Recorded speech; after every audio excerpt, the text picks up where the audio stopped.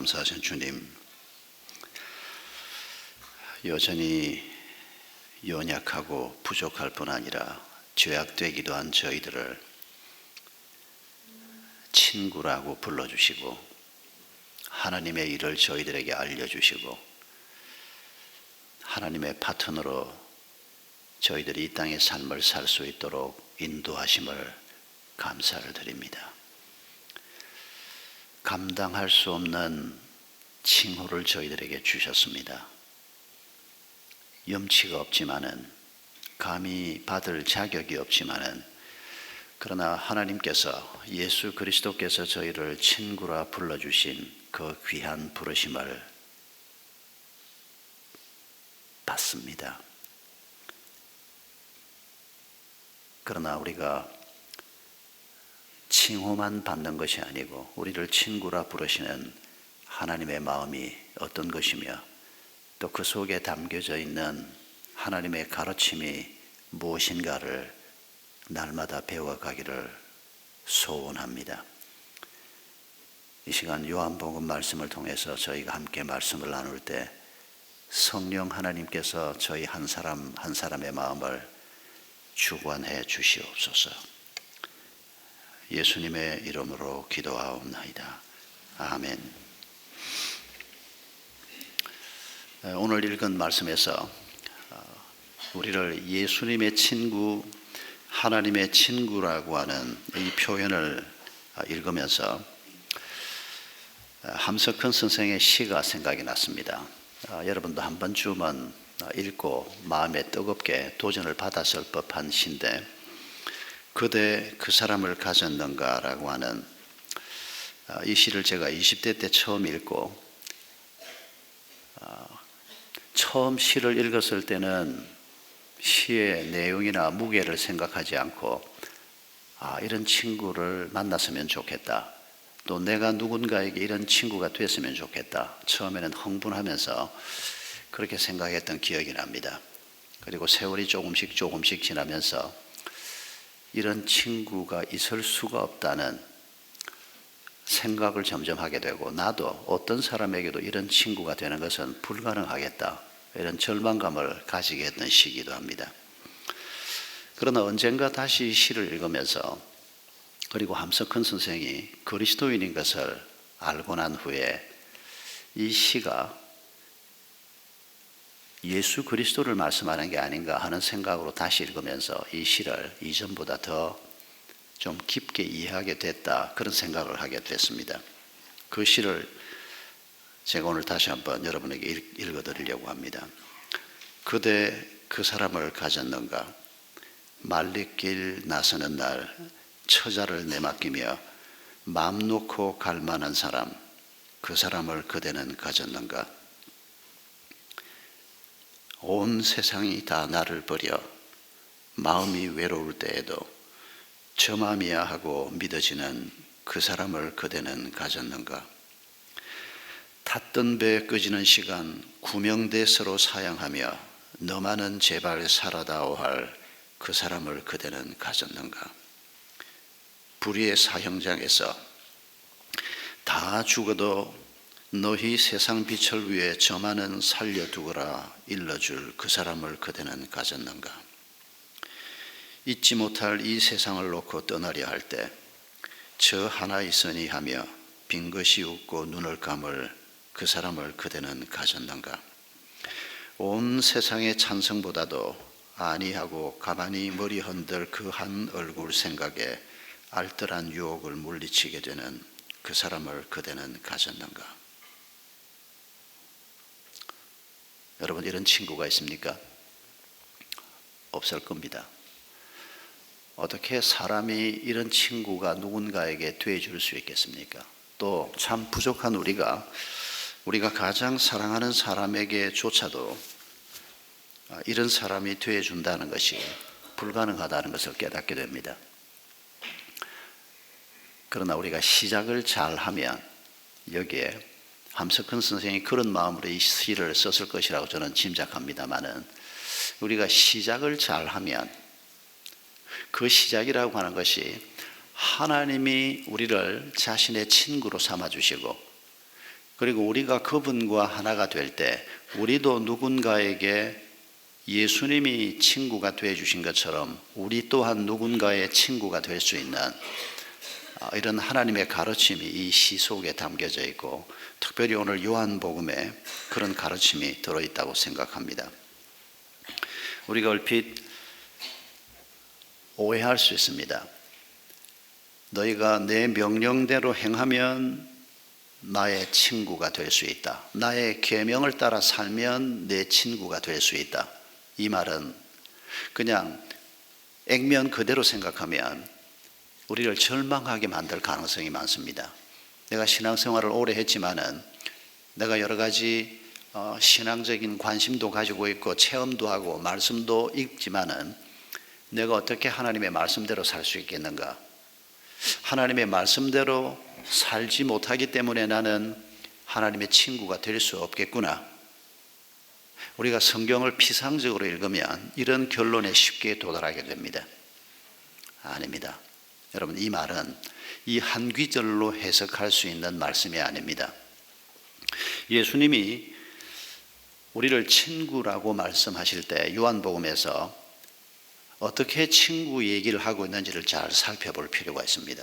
먼저 우리가 기억해야 할 것은 보통의 친구 관계는 두 사람이 우정을 쌓아가는 관계입니다.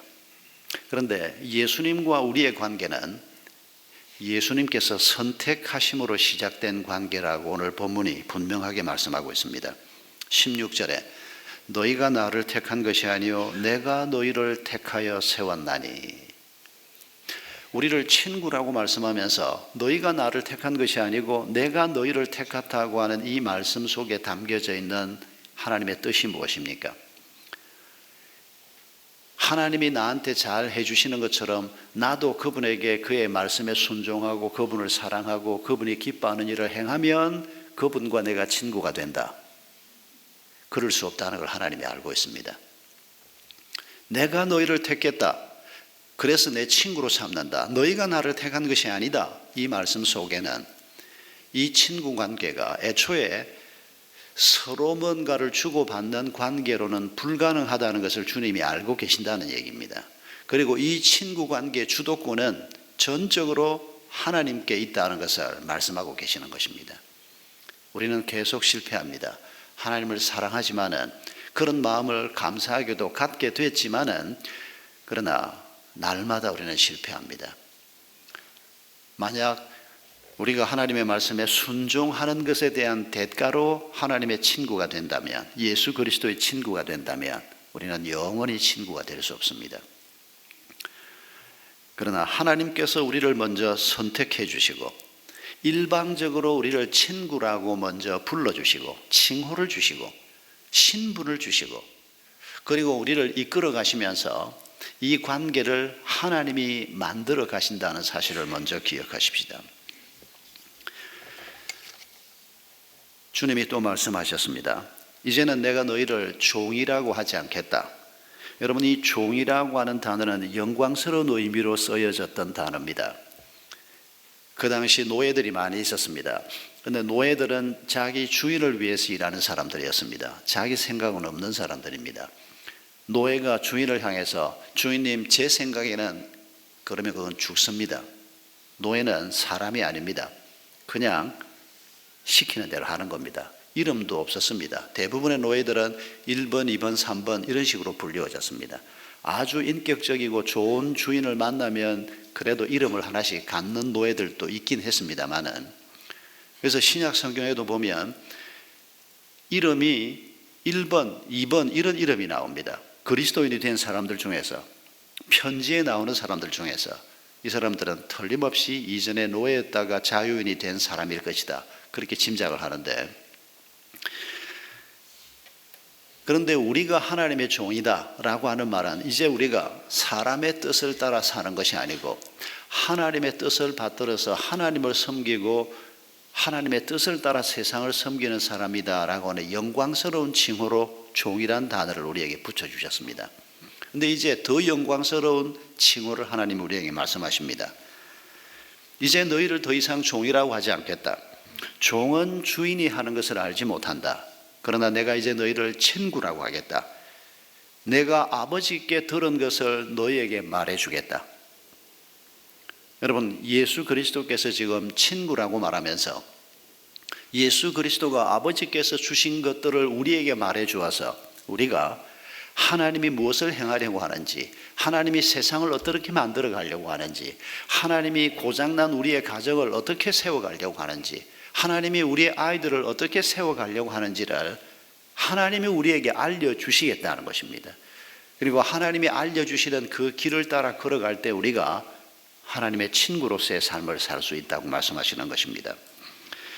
이사야 41장 8절을 보면 하나님께서 이스라엘 백성들을 향해서 말씀하시면서 그들의 조상 아브라함을 얘기하면서 나의 친구 아브라함의 자손아 이렇게 표현하고 있습니다. 하나님이 아브라함을 친구라고 표현하는 일이 성경에 자주 언급이 되는데, 여러분 창세기 18장에 보면 하나님께서 아브라함을 찾아오지 않습니까? 아브라함이 찾아오신 세 분 손님을 위해서 아주 근사한 음식을 준비합니다. 정성을 다해서 사라와 함께 음식을 준비합니다. 그리고 그 음식을 잡수시고 그분들이 창세기 18장에서 말씀해 주신 것이 있는데, 그게 뭔고 하니까 내년 이맘때쯤 너희들이 아들을 안게 될 것이다. 그동안에 하나님이 약속으로 주신 것이었지만은 이제 시점을 말씀해 주십니다. 때가 이럴 때에, 봄이 이럴 때에, 내년 이맘때쯤으로 해석될 수 있는 그런 말씀을 주시면서 이제 하나님이 행하시려고 하는 일을 마침내 그들에게 구체적으로 말씀해 주시는 장면이 나옵니다. 그리고 창세기 18장 17절을 보면 아브라함을 만났던 그때 하나님께서 다른 옆에 있는 천사라고 생각되는 존재에게 이렇게 말씀하십니다. 내가 앞으로 하려고 하는 일을 어찌 아브라함에게 숨기랴. 그러면서 아브라함에게 주신 얘기가 뭔고 하니까 소돔 고모라의 멸망에 관한 얘기를 아담에게 들려주십니다. 아브라함에게 들려주십니다. 아브라함이 소돔 고모라가 하나님의 진노로 말미암아 멸망할 수밖에 없다는 것을 알고, 그리고 거기에 있는 조카 롯을 구하기 위해서 하나님 앞에 기도하는 모습이 성경에 소상하게 나옵니다. 하나님, 이 성에 의인이 10명이 있다면 이 성을 멸망시키겠습니까? 처음에는 10명으로 시작한 거 아닌 거 아실 겁니다.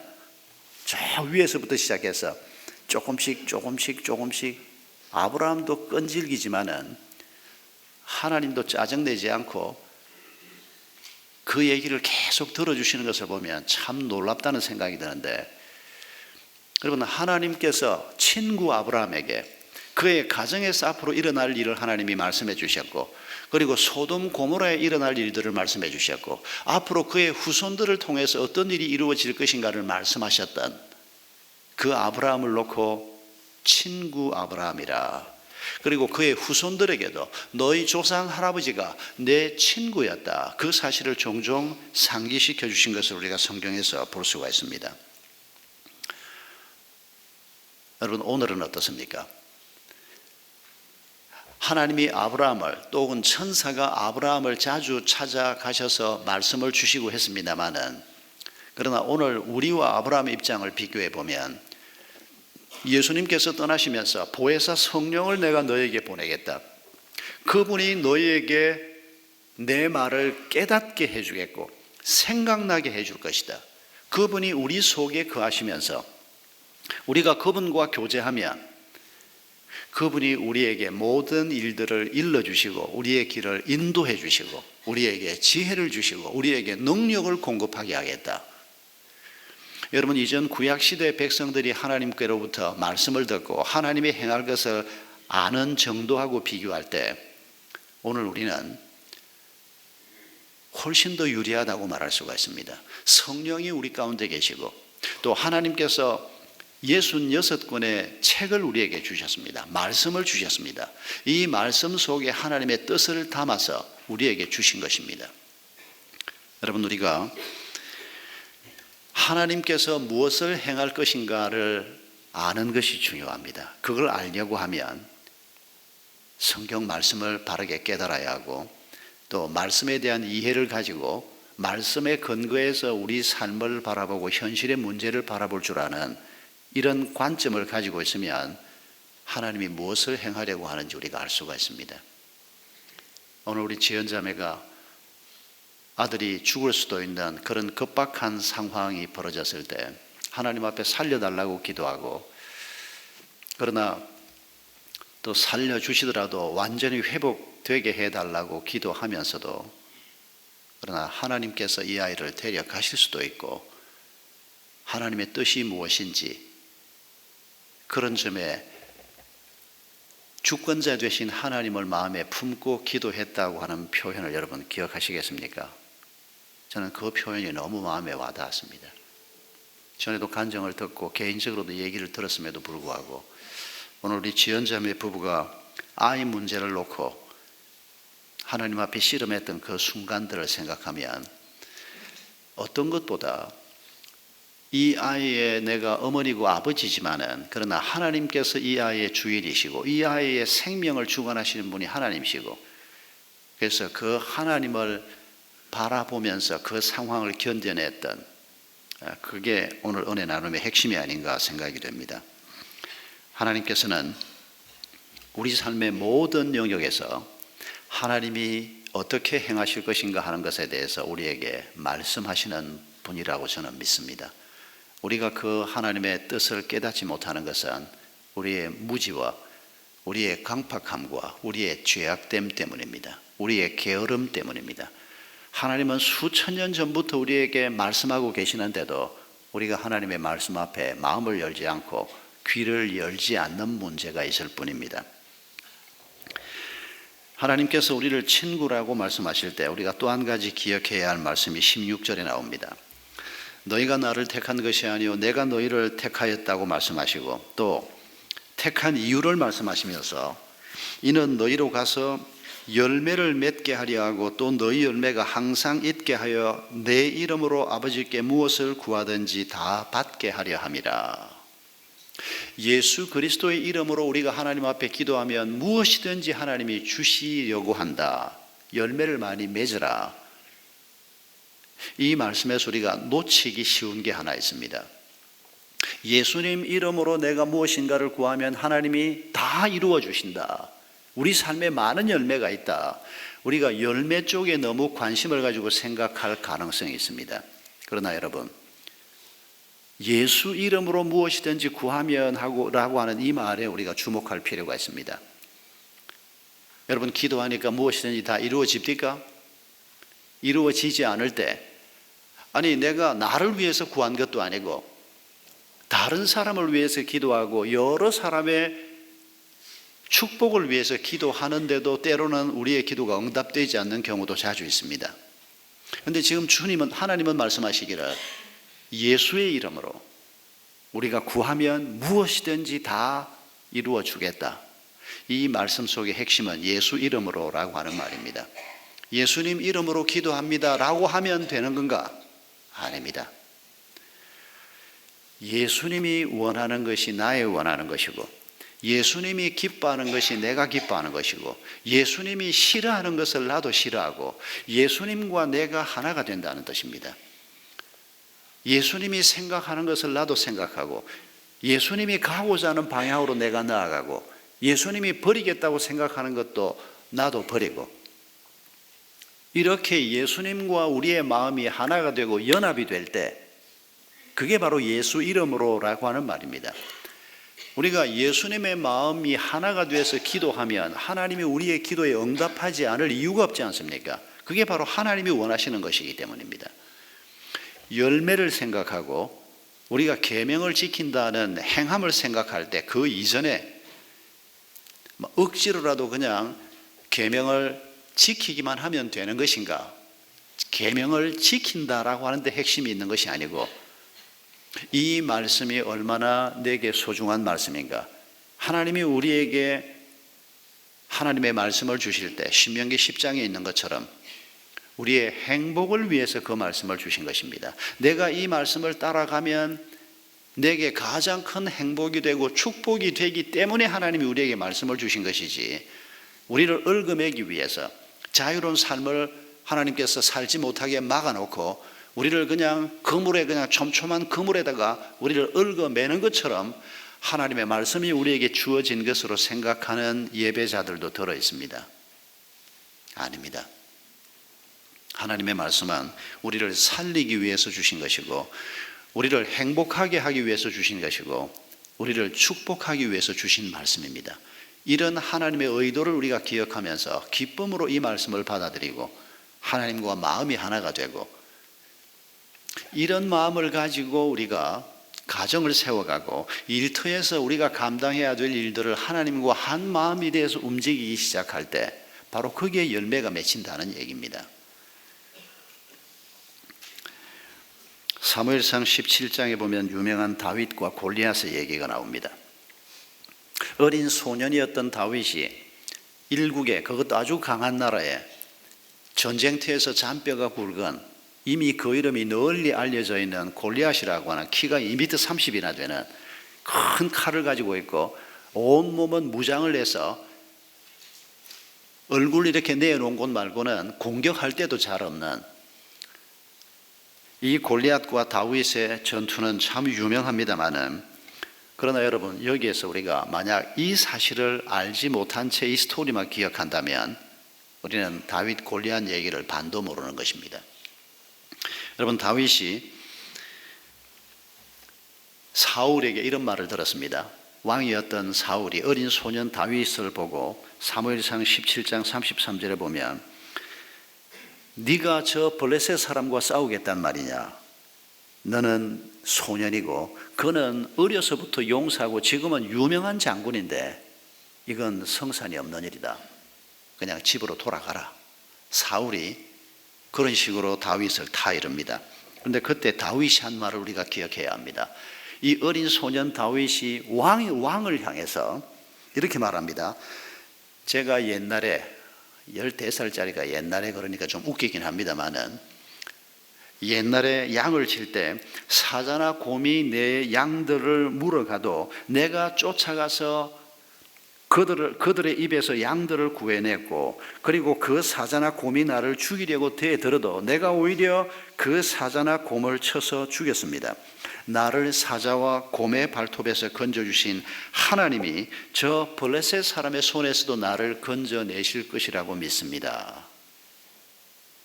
여러분, 다윗이 무모한 어린 소년이 아니었습니다. 다윗이 그 전쟁터에서 왕을 비롯해서 자기 형들도 지금 전투에 참여하고 있는데, 모든 사람들이 하나님의 이름을 모욕하는 골리앗 앞에서 벌벌 떨고 있을 때 이 소년의 마음을 하나님께서 격동시킨 것이었습니다. 어떻게 하나님의 백성들이 이렇게 무력할 수가 있는가?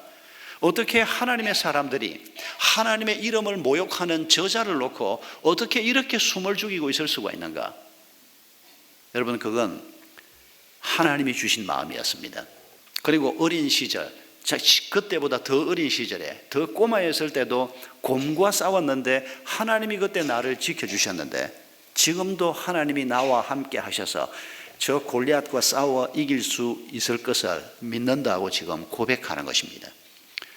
여러분, 하나님과 하나라고 하는 이 고백을 가지고 있을 때 어린 소년이 골리앗을 이겼던 것을 우리가 평생 동안 잊지 말아야 합니다. 우리는 골리앗이 너무 세다고만 얘기합니다. 내가 안고 있는 문제가 너무 크다고만 얘기합니다. 도저히 이건 극복할 수 없는 일이라, 어떤 사람도 이건 해결할 수 없다고만 생각을 합니다. 예, 그 말이 현실을 파악하는 데 도움이 되는 말일 수는 있습니다. 그러나 우리의 현실의 문제가 얼마나 크고 얼마나 어렵든지 간에 우리의 문제보다 훨씬 크신 하나님을 우리가 바라본다면, 현실을 정확하게 파악하되 내 문제보다 크신 하나님을 우리가 기억한다면, 하나님이 나와 함께 한다면 지금 내 앞에 있는 이 문제는 능히 극복할 수 있다. 하나님과의 하나됨, 이걸 우리 하나님께서 까마득한 옛날부터 그의 백성들에게 가르치고 또 가르쳐 왔던 것을 기억해야 한다는 것입니다. 바로 이런 하나님과의 하나됨을 우리에게 예수님께서도 가르치시면서 너희가 내 이름으로 무엇이든지 구하면 다 이루리라. 여러분, 하나님과 친밀해지시기 바랍니다. 우리가 하나님하고 친해진다면, 그래서 하나님처럼 생각하고 하나님의 마음을 우리도 품고 이런 마음으로 우리가 부부의 삶을 살아가고 자녀를 양육하고 일터에서 우리의 일을 감당하고자 할 때 우리가 예수 그리스도의 이름으로 무엇이든지 다 얻을 수 있는 하나님의 친구가 될 수 있다는 것입니다. 예수님의 친구가 되기 위해서 하나님이 행하시는 두 가지가 있다고 말씀하십니다. 15장 2절에 보면 무릇 내게 붙어 있어 열매를 맺지 아니하는 가지는 아버지께서 그것을 제해버리시고 무릇 열매를 맺는 가지는 더 열매를 맺게 하려 하여 그것을 깨끗하게 하신다. 제한다, 깨끗하게 한다. 여러분, 이 두 단어를 기억하십시다. 우리에게는 좀 낯선 단어일 수 있지만은 포도농사를 짓는 사람들에게는 이 단어가 너무도 익숙한 단어가 틀림없습니다. 농부들이 행하는 일을 우리 주님께서 그대로 지금 인용하고 있기 때문입니다. 포도나무를 키우는 사람이 가지를 잘라낼 때 그 가지는 어떤 가지입니까? 열매 맺지 못하는 죽은 가지입니다. 이건 아무리 애를 써도 여기는 열매가 맺힐 수 없다. 그럴 때 그걸 잘라버립니다. 깨끗하게 한다는 말은 무슨 말입니까? 가지가 점점 자라면서 어떤 가지는 밑으로 이렇게 처지는 가지가 있습니다. 그러면 이게 나중에 땅에 닿아서 거기에 흙이 덮이고 그게 시간이 좀 길어지면 이 가지가 썩어버리고 곧 열매 맺지 못하는 가지가 됩니다. 그래서 농부가 수시로 포도밭을 돌면서 그런 처진 가지를 발견하면 그 가지를 물로 씻는 겁니다. 그리고 그 가지를 그대로 땅에 닿아 있게 하지 않고 그 가지를 줄을 매서 높이 들어 올려서 다른 가지하고 묶어주거나 그 가지가 자기 역할을 할 수 있도록 깨끗하게 한다는 것입니다. 여러분, 하나님께서는 우리가 하나님의 친구가 되게 하기 위해서 이 두 가지를 행하신다는 사실을 기억하십시다. 우리 속에 제해버려야 할 것들이 있습니다. 우리 속에 깨끗하게 해야 할 것들이 있습니다. 하나님께서 제하신다라고 하는 이 말씀을 우리가 묵상할 때 사울이라고 하는 왕을 우리가 떠올려 보면 이 사울의 마음속에 도저히 하나님의 열매를 맺을 수 없는 마음들이 많이 있었던 것을 성경은 보여주고 있습니다. 무사안이란 마음. 전쟁이 벌어졌습니다. 골리앗이라고 하는 강한 지금 장군이 눈앞에 나타났습니다. 돌파구를 찾지 못했습니다. 그런데 어린 소년 다윗이 나타나서 아무리 어리지만은 그 어린 아이의 입으로 지금 증거되는 게 뭡니까? 하나님이 나와 함께 하시면, 내가 옛날에 하나님이 나와 함께 할 때 곰도 내가 죽인 적이 있습니다. 사자를 죽인 적도 있습니다. 오늘도 하나님이 나와 함께 하면 내가 골리앗을 죽일 수 있습니다. 이렇게 말하는데, 여러분, 그게 하나님께서 다윗에게 말하게 한 것 아닙니까? 그런데 사울왕이 어찌할 바를 몰랐습니다. 그 상황 속에서 사울이 하나님이 세운 왕이요, 하나님을 경외한다는 왕이면서도 그 상황에서 어쩔 바를 몰랐습니다. 여러분, 우리 마음속에 이 사울에게서 우리가 반면 교사로 배우는 것이 바로 이겁니다. 우리가 어떤 상황에 처했을 때 그 상황을 돌파할 수 있는 하나님의 말씀이 우리에게 주어지는데도 그 말씀을 제대로 받아들이지를 못합니다. 그 자리에 머물러 있으려고 합니다. 아니란 생각을 가지고 뭐 이 정도 살면 되지, 뭐 예수 믿어도 어떻게 거짓말 안 하고 살아, 어떻게 죄 안 짓고 살아, 어떻게 세금 다 내고 살아, 이런 무사안이란 생각을 가지고 하나님과 하나 되는 일을 쉽게 따라 행하지 못하는 이런 모습을 사울이 우리에게 보여주고 있습니다. 자기 생각, 이건 잘라내야 될 마른 가지입니다. 여러분, 사울은 하나님께서 다윗을 자기 다음 왕으로 세우려고 한다는 사실을 알았습니다. 그러면 어찌해야 됩니까? 사위지만은 그 다윗을 왕태자로 세우고 하나님의 뜻을 받들어야 하는 거 아닙니까? 그런데 마지막 순간까지 다윗을 죽이려고 평생을 허비합니다. 참 안타깝기 그지없는 일입니다. 사울이라고 하는 사람을 생각하면 이해가 안 되는 건 아닙니다. 하나님께서 내놓으라고 하는 게 보통 게 아니고 왕권을 내놓으라고 합니다. 아들에게 물려주고 싶은데 미운 사위한테 물려주라고 하나님께서. 그러나 하나님의 뜻이 그렇게 분명히 드러났으면 그 하나님의 뜻을 받아들여야 함에도 불구하고 자기 생각을 버리지 못해서 사울은 결국 비참하게 죽습니다. 아들 셋과 함께 멸문지화를 당합니다. 여러분, 사울처럼 우리도 우리 마음속에 품고 있는 하나님의 뜻에 반대되는 우리의 생각이 있습니다. 이걸 우리가 발견해내야 합니다. 하나님이 나한테 왕권을 주었는데 그러면 당연히 내 아들한테 왕권이 돌아가야지.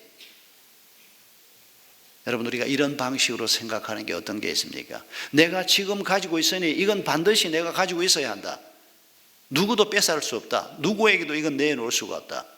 내가 어릴 때부터 이런 꿈을 꾸어왔는데 하나님이 이 꿈을 이루어 주어야지. 여러분, 하나님은 우리의 그런 작은 야망을 위해서 우리 곁에 서 계시는 분이 아닙니다. 우리의 작은 야망을 내려놓고 하나님이 우리에게 주시는 하나님의 꿈을 가지고 살 때 우리는 엄청난 하나님의 친구의 삶을 살 수가 있는 것입니다. 그런데 우리는 너무도 자주 신앙생활을 10년, 20년, 30년 오랫동안 하고 있으면서도 내 생각을 내려놓지 못하고 하나님의 생각을 거부함으로 하나님의 어중간한 친구가 되고, 아니 하나님이 아예 친구라고 말하기도 어려울 정도의 관계를 가지고 있는 이런 사람이 있을 수가 있습니다. 사울에게 교만함이 문제였습니다. 사무엘을 통해서 하나님께서 분명하게 전리품을 취하지 말라, 다 멸해라 그랬음에도 불구하고 전리품을 취합니다. 그 전리품을 취할 때 전쟁에서 이기고 아주 잘생긴 살이 찐 이런 암소들을 따로, 그리고 따로 자기가 갖고 싶은 전리품들을 챙기면서, 사무엘이 왜 이런 전리품들을 취했습니까? 하나님이 취하지 말라고 하지 않았습니까? 제사에 쓰려고 취했습니다. 다른 사람 도와주려고요. 좋은 일에 쓰려고요. 그러나 사실은 그 속에 욕심이 있었고 그리고 교만함이 있었습니다. 하나님이 판단하는 것보다 자기 판단이 더 낫다는 생각입니다. 왜 이 아까운 걸 버려? 이걸 가지고 좋은 일에 얼마든지 쓸 수 있고 제사에 쓸 수도 있고 나도 조금 먹을 수도 있고.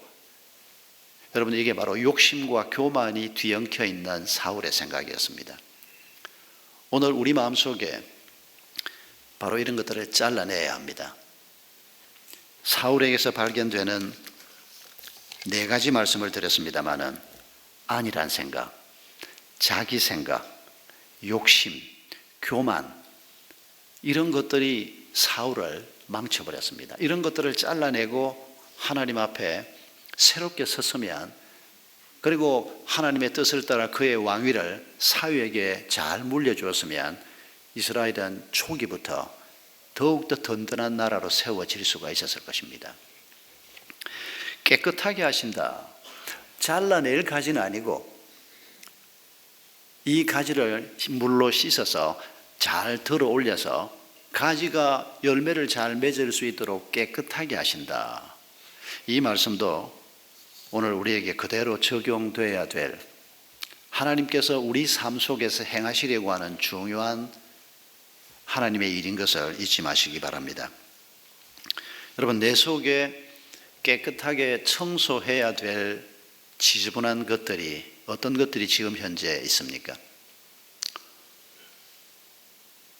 내가 꽤 괜찮은 사람이라서 이런 질문을 받을 때도 별로 생각나는 게 없습니까? 만약 그렇게 생각이 되신다면 우리가 너무 묵상을 안 하는 겁니다. 거울을 안 보고 한 1년쯤 살면 얼굴에 뭐가 묻었는지 아무것도 모르고, 그리고 나가서 비누도 없이 그냥 세수 한번 하고 난 다음에 한 1년쯤 거울을 안 보고 그냥 물로 세수 한번 하고 난 다음에 머리 이렇게 물로 한번 하고 내가 꽤 깨끗한 얼굴일 거다라고 생각하는 것과 다를 바가 없습니다. 하나님의 말씀의 거울 앞에 서지 않으면 우리가 우리 자신을 보기가 어렵습니다. 말씀이 우리를 비추어 주기 때문입니다. 여러분, 우리 속에 있는 청소해야 될, 깨끗하게 해야 될 것들이 우리 속에 많이 있습니다.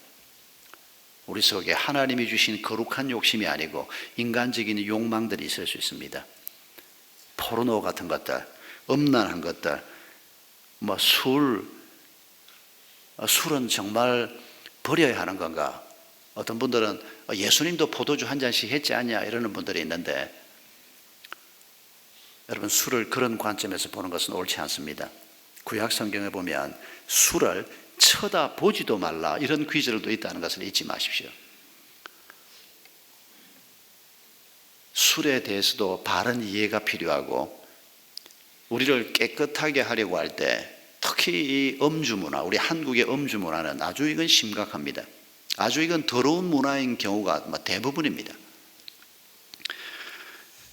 여러분, 이런 깨끗게 하시는 하나님의 일 속에서 우리가 점점 더 하나님과 친밀한 친구가 된다는 사실을 기억하십시다. 여러분, 홀만 헌터의 세상의 빛이라고 하는 그림을 기억하실 겁니다. 혹시 화가나 제목만 듣고는 잘 모르겠다 그러면 보고도 아마 기억을 못 하시는 분들이 있을 텐데, 홀만 헌터가 그린 세상의 빛이라고 하는 그림이 뭔가 하니까 예수님이 문 앞에 서 있는 그림입니다. 예수님이 문 앞에 서서 노크를 하는데 문은 닫혀 있는 그림입니다. 그런데 이 그림을 홀만 헌터가 막 완성을 했을 때 방문객이 있었습니다. 이 방문객이 이 홀만 헌터가 그린 이 그림을 보고 난 다음에 이렇게 말했습니다. 선생님, 그림에서 한 가지 빠진 게 있는 것 같습니다. 뭐가 빠진 것 같습니까? 문에 문고리가 없습니다. 그랬더니 홀만 헌터가 했던 말이, 그건 일부러 그리지 않은 겁니다. 예수님이 지금 문 밖에 서서 문을 노크를 하고 있습니다. 그런데 그 문에는 밖에서 열 수 있는 손잡이가 없다는 겁니다. 홀만 헌터가 이 그림을 그릴 때 요한계시록 3장 20절에 볼지어다 내가 문 밖에 서서 문을 두드리노니 누구든지 내 음성을 듣고 문을 열면 내가 그에게로 들어가 그와 더불어 먹고 그는 나와 더불어 먹으리라. 친구가 된다는 겁니다. 그런데 문이 열리지 않는다는 겁니다. 예수님 그냥 문을 확 부수고 들어오시죠. 예수님이 급하시면 우리 평생에 한두 번 그런 놀라운 일이 혹 있을 수는 있습니다. 그러나 주님이 그런 방식으로 일하시는 것이 아니고 우리를 존중하시고 우리가 생각하고 결정하기를 기다리시고 우리의 의지를 따라서 마음문을 열기를 하나님은 기다리고 또 기다리시는 분이심을 잊지 말아야 합니다. 홀만 헌터가 바깥에서 열고 들어갈 수 있는 손잡이가 없는 문을 그린 이유가 바로 거기에 있습니다. 하나님은 우리의 친구가 되고 싶다는 것입니다. 하나님은 우리를 예수의 신부라고까지 얘기했지 않습니까? 부부 관계에서만큼 좋은 친구가 또 어디 있습니까? 레이건 미국 전 대통령이 대통령으로 있을 때 인터뷰를 할 때 제가 지금도 기억하고 있는 게 하나 있습니다. 기자가 레이건에게 이렇게 물었습니다. 당신에게 가장 친한 친구는 누굽니까? 그랬더니 주저하지도 않고 즉시 낸시지요. 자기 아내를 가리키면서 그렇게 답했던 게 굉장히 인상적이었습니다.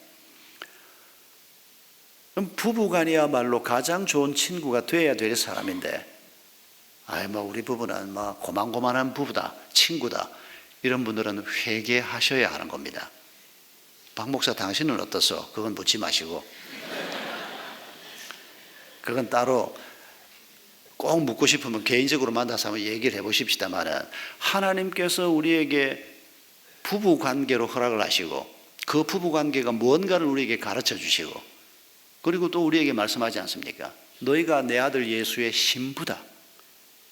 이 친구라고 하는 표현의 절정이라고 생각합니다. 가장 좋은 친구, 모든 것을 나눌 수 있는 부부관계, 길게 말하지 않아도 마음을 읽어주고 서로 도와줄 수 있는 친구인 부부관계, 바로 그걸 예수님께서 우리를 그의 신부라고 말씀하신 놀라운 말씀입니다. 여러분, 지금도 예수님께서 우리 마음 문 밖에서 문을 두드리고 계십니다. 제발 얘 문 좀 열어라. 내가 네 속에 들어가서 함께 먹고 마시고 의논하고 같이 고민하고 같이 아파하고 함께 길을 가기를 원한다. 그런데 우리가 하나님 앞에 마음의 문을 열지 않습니다. 문을 열지 못하는 이유가 뭡니까? 주로 바빠서 열지 못합니다. 정신없이 살다 보니까 여러분 너무 바쁘시면 안 됩니다. 안 바쁘고 살 길이 없어. 아닙니다. 대개 우리의 욕심 때문에 우리의 바쁜 일상생활을 줄이지 못하는 경우가 많다고 저는 믿습니다. 목사는 별로 안 바쁠 거라고 생각하는 분이 혹시 계십니까? 굉장히 바쁩니다. 새벽부터 저녁까지. 그리고 제가 그동안 살았던 걸 생각하면 엄청 바쁘게 살았습니다. 제 아내가 자주 불평했던 말이 하숙생이냐? 애들이 어릴 때 가정예배 드릴 때 집에 있었던 적이 없습니다. 저녁마다 무슨 훈련 뭐 해서 언젠가 우리 아이가 도대체 아빠는 뭘 하고 다니길래 가정예배 때마다 집에 없냐고. 샘물교회 퇴임할 때까지 주로 그렇게 살았습니다. 그런데 샘물교회 임기 끝나고 딱 나오고 나니까 참 좋은 게 뭔고 하니까 오라는 데가 확 줄었습니다. 불러봐야 돈 안 나올 걸 알거든요. 그러니까 이 목회자들 모임에도 그런 게 있습니다. 선배가 부르면 안 갈 수가 없고, 어떤 일이 있는데 좀 와서 도와달라 그러면 그동안의 그 관계 때문에 참 못 간다 소리 하기 어려운, 지금도 그런 일이 없는 건 아닌데, 근데 샘물교회는 규모가 있고 예산도 많이 있고 이러니까, 근데 지금은 우리가 규모가 작아지고 오라 그러는 데가 많지 않아서 참 편합니다. 또 어떤 게 편한 거 하니까 나이를 조금씩 먹어가니까, 전에는 누가 오라 그러면 어디까지 가야 되고 그런데 요새는 웬만하면 여기로 오라 그럽니다. 제보다 나이가 많은 분이거나 제가 가서 만나야 될 분들이 없는 건 아닌데 웬만하면 내 사무실로 오라고. 얼마나 편한지 모릅니다. 시간도 굉장히 절약이 됩니다. 전에보다 많이 한가해졌습니다. 한가하게 살려고 애를 많이 쓰기도 합니다만은, 그러니까 성경 읽을 시간도 더 많아지고 책 읽을 시간도 더 많아지고 혼자서 뭔가 좀 할 수 있는 시간이 옛날보다 점점 더 많아지는. 그래서 제가 제 자신을 돌이켜볼 때 내가 왜 그렇게 바빴을까? 성경 읽는 것 때문에 바빴을까? 우리 성도들 만나는 것 때문에 바빴을까? 그 외의 일들이 너무 많았습니다. 여러분도 결코 다르지 않을 겁니다. 우리가 좀 마음을 다잡아먹고 하나님하고 정말 친밀한 친구가 되기 위해서 내 삶에 어떤 걸 좀 제거해야 될까? 어떤 걸 좀 조정해야 될까? 여러분 한번 살펴보시기 바랍니다. 진지하게 살펴보시기 바랍니다. 애하고 놀아줄 시간이 왜 아빠들이 시간이 없다 그럽니까? 저는 인간적으로는 이런 말 잘 자격이 없습니다. 애하고 참 놀아주지를 못했습니다. 그래서 아내한테 그냥 닥달을 받고 애가 초등학교 한 5학년쯤 됐을 때 크게 회개하는 마음으로 제가 한 몇 번 시간을 내서 애하고 약속을 하고 학교에서 애 끝나는 시간에 기다리고 있다가 같이 애하고 같이 둘이서 애 좋아하는 떡볶이도 먹고 둘이서 좀 얘기하고 놀고 했던 기억이 나는데, 그걸 그렇게 오래 하지 못했습니다. 한 2달 하고 난 다음에 또 옛날로 돌아가 버렸습니다. 여러분, 우리가 바쁜 것은 해야 할 일 때문에 바쁜 것이라면 괜찮습니다. 바빠야 합니다. 그런데 줄일 수 있는데도 우리가 줄이지 못해서 바쁜 것은 하나님과 우리가 좋은 친구가 되는데 치명적인 손상이 될 것입니다. 제하시고 깨끗하게 하기를 하나님이 원하시고, 우리가 그런 하나님 앞에 마음을 열고 우리 자신을 날마다 점검하고 말씀 앞에 우리 자신을 세우고 또 목장에서 함께 삶을 나누면서 다들 어떻게 살고 있는지, 나는 어떻게 살아야 하는지, 여러분 이런 거울 앞에 서는 일을 열심히 하면서 우리의 길을 걸어갈 때 우리가 이름만 하나님의 친구가 아니고 진짜 하나님의 친구가 될 수 있을 것입니다. 하나님이 내 친구라면 뭐가 두렵겠습니까? 친구인 우리를 통해서 2000년 전에 하나님의 뜻이 이루어진 것처럼 오늘 우리에게도 하나님의 뜻이 이루어질 것입니다. 우리 함께 찬송하겠습니다.